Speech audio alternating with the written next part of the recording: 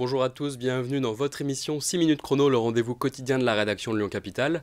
Aujourd'hui, on va parler de la barre Sakharov à La Duchère, ce bâtiment construit lors de la période des grands ensembles en 1962, abrite 1500 Lyonnais dans le 9e arrondissement. Alors régulièrement au cœur de l'actualité ces dernières années en raison de la délinquance, souvent malheureusement. La barre va toutefois faire peau neuve avec un nouveau programme de réhabilitation et pour en parler justement, nous recevons Raphaël Michaud qui est adjoint au maire de Lyon, chargé à la ville abordable, bas carbone et désirable. Bonjour Raphaël Michaud. Bonjour Éloi. Merci d'être venu sur notre plateau, on va rentrer dans le vif du sujet. Pourquoi d'abord réhabiliter la barre Sakharov? Pourquoi ne pas la détruire? Parce que c'est quand même une barre d'une autre époque, voilà, une époque révolue, où l'urbanisme était différent. Le projet de la barre Sakharov, c'est justement une réhabilitation. Il faut réhabiliter à la fois la qualité de vie, réhabiliter l'esprit qui était l'esprit initial de la Duchère et réhabiliter ce bâtiment qui n'a rien demandé. Finalement, le béton n'est pas responsable de la violence qui a pu exister à un moment au pied de la barre. Et là, on a une vraie qualité constructive, on a du béton qui est sain, on a une vue incroyable, on a une densité qui fait écho à cette grande balme, à cette grande forêt. Donc on a une taille qui est adaptée et très franchement ce serait une erreur d'aller démolir, d'aller dépenser du carbone pour aller reconstruire je ne sais pas trop quoi à la place. Là il y a cette opportunité à la place d'aller améliorer le confort des habitants. Donc très clairement le choix a été assez vite résolu. Face à un bâtiment qui était très sain, on l'améliore et on le réhabilite. Alors justement dans les grandes lignes, cette réhabilitation, qu'est-ce que c'est? Qu'est-ce que vous allez faire? La SACVEL, donc Société de construction de la ville de Lyon, va investir 20 millions.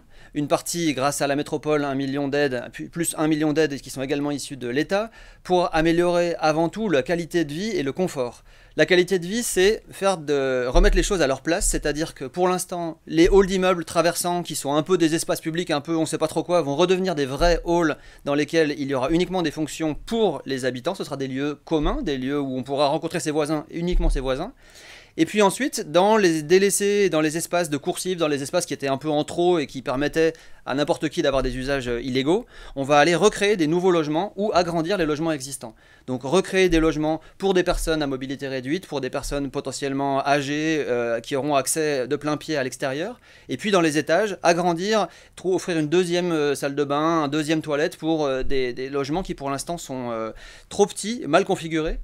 Et puis enfin, une réhabilitation totale de la barre qui pour l'instant est une passoire thermique et sur laquelle on va appliquer une double peau, ce qui va permettre de passer d'un diagnostic de performance énergétique qui est pour l'instant donc 270 kWh par mètre carré à de la basse consommation, donc BBC Renault, ce qui permettra d'avoir 93 kWh par mètre carré. Donc c'est le meilleur de ce qu'on peut offrir pour la rénovation thermique pour du logement social. Et donc tous les habitants profiteront d'une rénovation. Il n'y a pas personne qui sera sur le carreau, il n'y a pas quelques foyers qui n'auront pas de nouveautés, disons.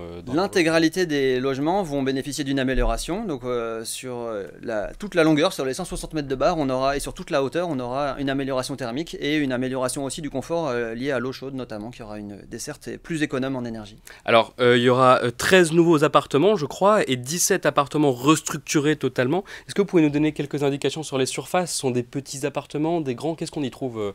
Pour l'instant, la barre Sakharov, c'est un peu toutes les tailles de logements, mais le principal avantage, c'est les grandes typologies. Et donc, on va diversifier un tout petit peu en offrant quelques studios, quelques T1. Et puis, dans ces espaces qui étaient des espaces traversants, on va réaménager des T3. Donc, ça veut dire qu'au total, on aura des T3, des T2 et des T1 qui vont permettre de remplir les interstices. Et sur la coursive qui est au 12e étage, on va agrandir globalement l'intégralité des appartements pour offrir plus d'habitabilité et plus de confort pour nos locataires. Alors quel est le profil justement des habitants? Quels sont les habitants de la barre Sakharov? Est-ce qu'il y a un portrait type qui se dessine un petit peu ou c'est difficile peut-être? Le portrait type, c'est des gens qui sont là depuis longtemps. Globalement, à la SACVEL, on a des locataires qui sont souvent là depuis longtemps. Là, c'est plus de 10 ans, la majorité des gens sont là depuis plus de 10 ans. Et après, on a un tiers de jeunes, moins de 25 ans. On a la moitié qui sont des personnes actives ou en âge de travailler. Et puis, la dernière quote-part qui reste pour des personnes âgées et des personnes vieillissantes. Mais donc, on a une diversité de population qui est bien à l'image du quartier de la Duchère. Alors, je voudrais qu'on parle un petit peu sécurité aussi, parce qu'on l'a dit en introduction, c'est un secteur qui est connu pour ses faits de délinquance. Comment est-ce que quelles sont les mesures que vous avez prises pour garantir la sécurité, tout simplement, aux habitants de la barre Sakharov? La sécurité, c'est le fondamental, c'est ce qui permet de se sentir chez soi et de ne pas rentrer dans la peur ou de rentrer dans l'insécurité. Donc ça a été là-dessus qu'on a fait le plus gros effort, de se dire comment est-ce qu'on pouvait restructurer intégralement les coursives de manière à ce que chaque cage d'escalier soit autonome. Pour l'instant, on avait des circulations qui étaient très confuses, donc chaque circulation va être autonome. On a placé sur l'espace public des locaux d'activité qui vont permettre à des associations, aux gardiens ou à d'autres activités de pouvoir aussi faire une activité légale au rez-de-chaussée. Pour l'instant, il y a beaucoup d'activités illégales qui se font face à des façades qui sont aveugles. Donc cette capacité de se réinvestir sur l'espace public, d'avoir un espace qui soit en extérieur, qui soit de qualité, avec pour le coup de la pleine terre, des nouveaux arbres, une circulation piétonne en pied de façade qui soit sécurisée, où on puisse se détendre et pas avoir peur de se prendre un scooter ou une bagnole. Tous ces éléments-là sont fondamentaux pour la sécurité routière, pour la sécurité et la tranquillité chez soi. Et donc là-dessus, on a redéployé tout ce qui pouvait être mis en place, y compris un meilleur travail avec la police pour pouvoir avoir également des dispositifs de sécurité et de vidéosurveillance. D'accord, il y aura un renforcement des caméras, peut-être, c'est ça? Là, pour le coup, c'est à la fois, on enlève des angles morts en supprimant les coursives et en supprimant beaucoup d'endroits qui étaient des recoins.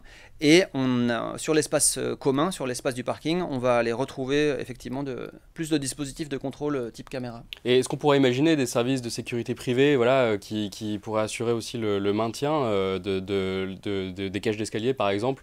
C'est quelque chose qu'on peut imaginer? On peut plus que l'imaginer, ça existe depuis des années. Le fait qu'en interbailleur, donc tous les bailleurs de la Duchère adhèrent à un dispositif qui permet d'assurer une ronde et d'assurer une continuité.